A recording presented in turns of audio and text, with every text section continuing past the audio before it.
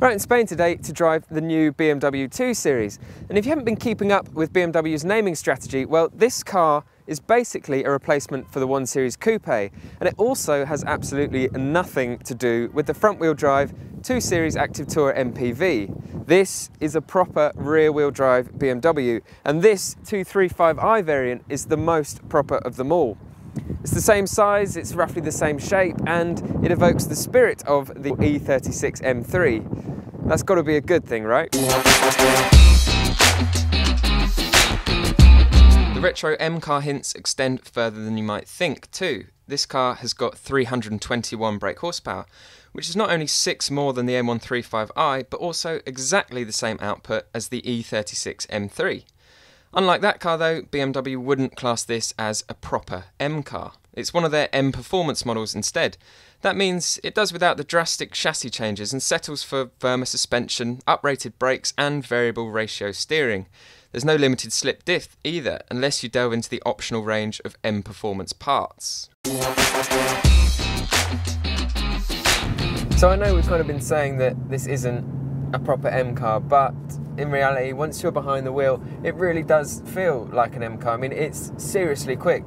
We've got the standard 6-speed manual here. You can get an 8-speed auto as well if you want, and that improves the 0 to 62 time slightly. But even with the manual, it will go from 0 to 62 in 5 seconds flat, which is seriously quick. And this engine, it's a turbo, but it doesn't necessarily feel like one. You get a really nice hit of torque down low, and then if you get towards the 7,000 RPM rev line, there's still loads of character, it's still got loads more to give. You can just shift up another gear and then you get another instant hit again. And the good thing is it does also sound like an M car. I mean, if I'll just drop it down into second, and then you can hear, you get a really nice deep growl, and a certain amount of that is synthesized, but another car was following us today, a 4 Series convertible, and the guys in there said that this car sounds seriously good from the outside as well. The M235i's interior gets a few subtle upgrades over the standard 2 Series, the most notable of which is the excellent M steering wheel. You get a set of really comfortable and supportive sport seats too, as well as a clear and easy to use 6.5-inch colour screen, controlled through the iDrive scroll wheel. It has a relatively sensible side to it as well, with BMW claiming that the auto version will do almost 40 mpg, and our manual car manages around 35 mpg. There's even a boot that's 40 litres larger than that in the 1 Series. So the BMW M135i was one of the best handling cars of last year, and you'd expect the 235i to follow suit, and it does, which means you get a car that feels really tied down, you get a car with loads of traction, loads of grip and great steering. We've got it here set to sport mode, which kind of ups the resistance a little bit, and that feels like the perfect mode. In comfort it's a little bit too light. You don't get loads of feedback, it's not like you're constantly wrestling with the wheel, but it's just enough to let you know what's going on, and it's just enough so that you don't really get too tired of it, basically. Now, because it is just an M Performance car, not a full-out M car, that means that the engineers wanted to make it a little bit more accessible in the corners. So you can find that you'll be quite aggressive with accelerator, brake in the corners, and you can be quite aggressive with your steering inputs as well.